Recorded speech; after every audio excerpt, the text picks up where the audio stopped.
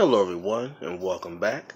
It is Tuesday, January 16th, and today I want to talk about the importance of Dr. Martin Luther King. Now, I know people probably want to hear, like, wait a minute, was his birthday yesterday, the 15th? Yes, his birthday was on the 15th, Monday, that is true.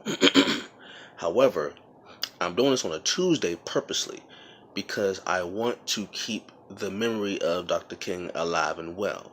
So, usually when a holiday is on a particular day, everyone is, very, very active and vocal about remembering that day. But usually the day after, it changes and people just seem to forget about the person they were just celebrating 24 hours ago. So I want to keep his name active and alive in the world. So I purposely did the video today. All right. And I want to talk about the importance and the relevance of Dr. King then when he was alive and now today. How even today his words and his deeds are just as relevant as they were 50 years ago when he died. Actually, yeah. April 4th of this year will be the 50th anniversary of his death. He was assassinated April 4th, 1968, and it's 2018 right now. So, yes, April 4th of this year will be the 50th anniversary of his death. And with that, it leads me to just think back and just think about the life he led and the things he helped accomplish. Not just him. It was plenty of people behind the scenes and plenty of people that we don't really recognize a lot that we should, that helped him along in his mission for civil rights of African Americans. Really of all people, but especially African Americans. For those who don't know, those who don't remember, who don't know much about Dr. Martin Luther King Jr. He was a Baptist minister, a civil rights activist in the 50s and the 60s.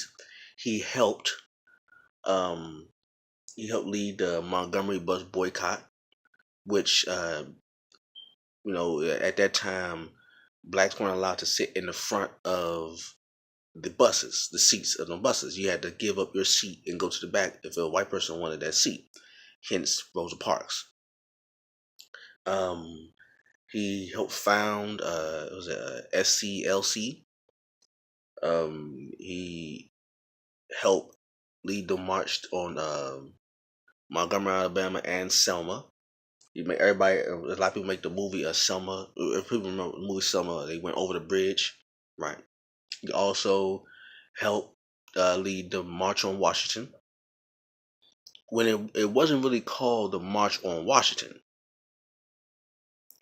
It wasn't just, oh, we going to march to Washington. I said, no, these marches, these protests that he helped in were about people, African Americans, having the simple rights that were inalienable to them, which is life, liberty, and pursuit of happiness. And during that time, blacks went through segregation, Jim Crow, all that stuff, especially in the South.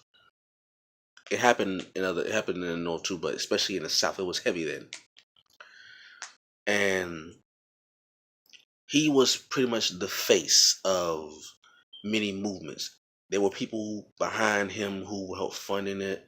Many men and women that you really don't know a lot about that you should, that helped him along, like Harry Belafonte. Um, people know about Jesse Jackson, but people know about Abernathy. People really, these names that you really don't hear a lot of. And at the time, these people were young. They were young people trying to change the world by trying to change the way America viewed African Americans. And as you can see, even though we've made some progress over the 50 years since his assassination and when he was alive, with the Voting Rights Act and all that, it seems as though we still have some of the same struggles as we did then. Now, like I said, things have changed. Things have improved somewhat. I mean, you'll be crazy to think that in 50 years, absolutely nothing has changed or absolutely nothing has improved. That would be false. However, it will also be false to say that everything is good, right?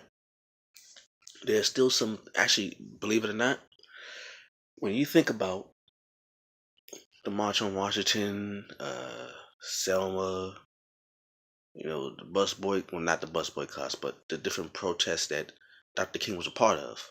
And if you would have asked him back then, you go look up the clips and all that, you think, okay, well, what were they protesting? What were they non-violently fighting against? Because Martin Luther King was a big proponent of nonviolence. He said that he studied the teachings and methods of Mahatma Gandhi in India, who did the same thing with the British, decades before. And when people probably say, well, why nonviolence? Like, why, if these people are beating you, why aren't you fighting back? Well, the strategy was if we're the ones complaining, right?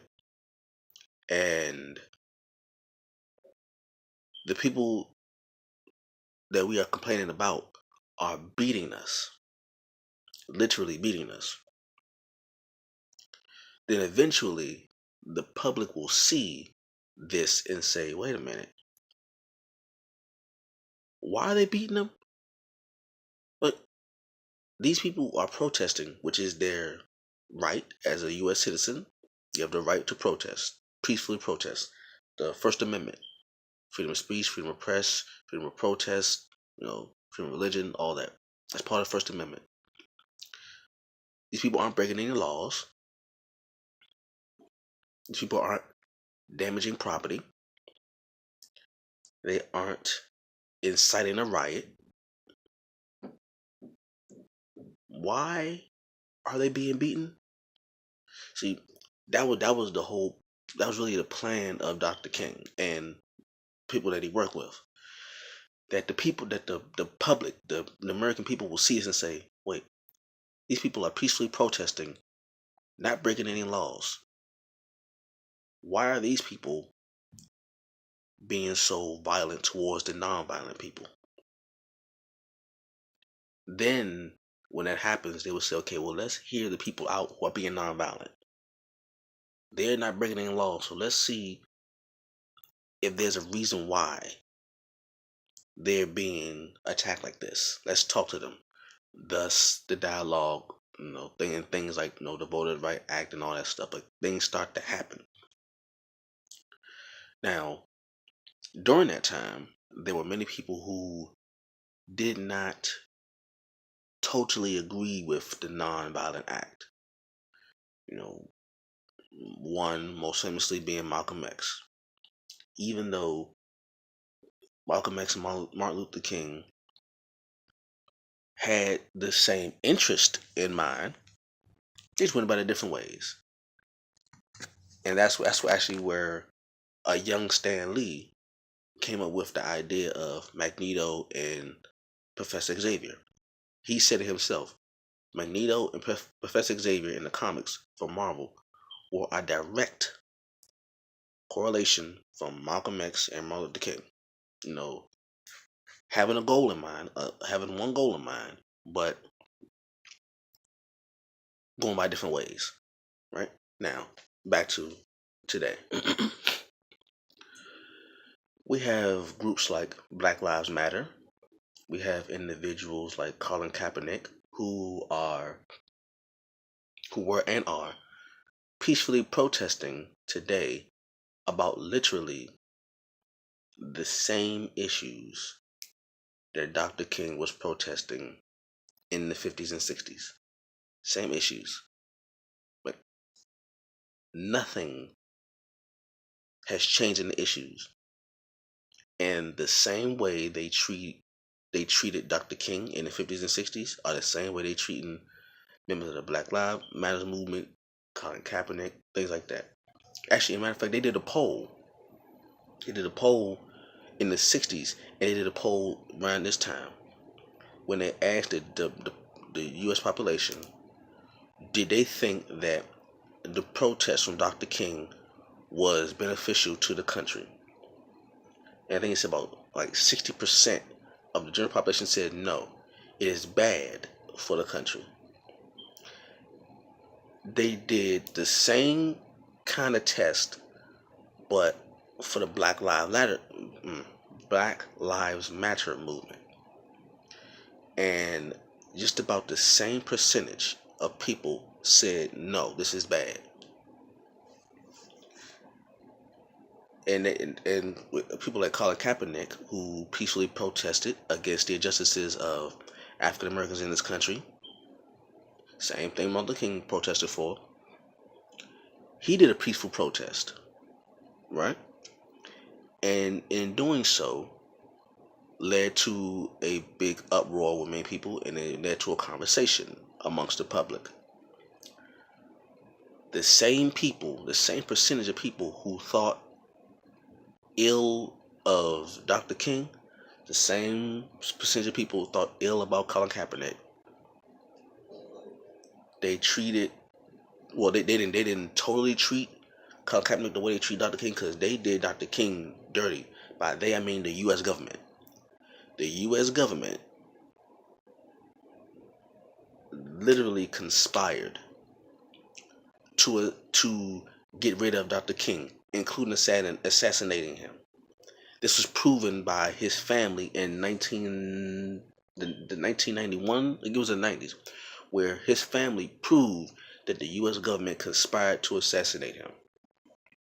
They tapped his phones, bombed his house, just all types of things. They beat him, they threw rocks at him, they stabbed him. This is Dr. King. Arrested him multiple times. He has multiple mugshots. This is all from him peacefully protesting. He protested against the Vietnam War. He protested against the injustices of African Americans. He protested against Jim Crow, all of that. Fast forward to now, you have people like Colin Kaepernick who protested against similar things. Not, I said they didn't do Colin Kaepernick the way they did Martin Luther King. To see, the thing is, the only thing they didn't do to Colin Kaepernick is they didn't physically beat him, nor did they assassinate him.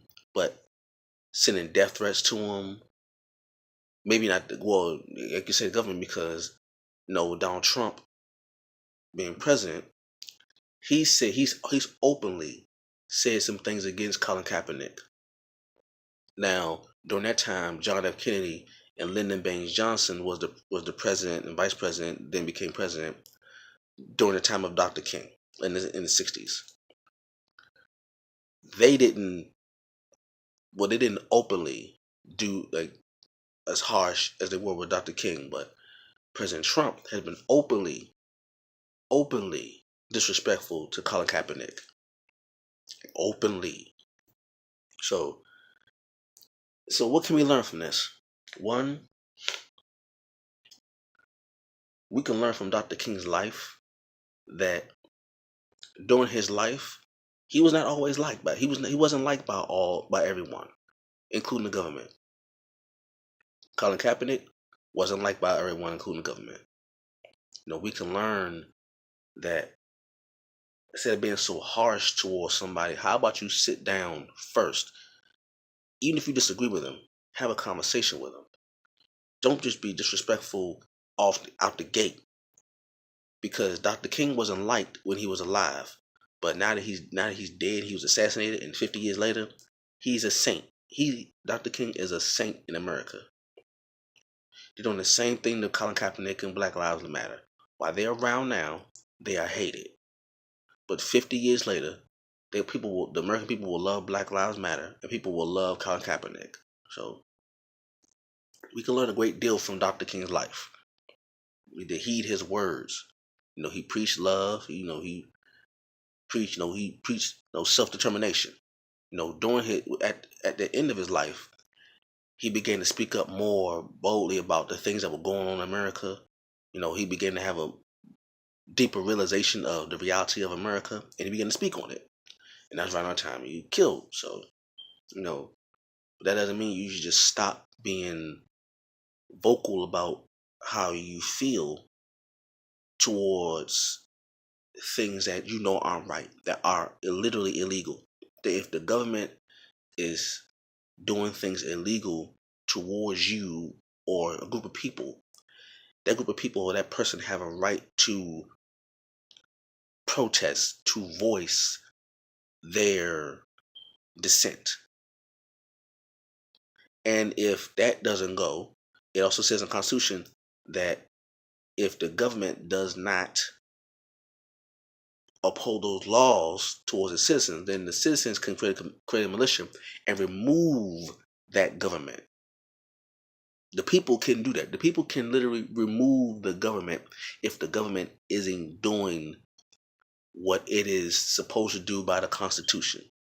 The people themselves can remove the government. So let there be a lesson. All right. So with that being said, happy belated birthday, Dr. King. I know his birthday was yesterday, so happy birthday and happy belated birthday. I just want to keep his name going even after his day has passed. So even though his day is past, his memory still goes on. So think about that. Peace.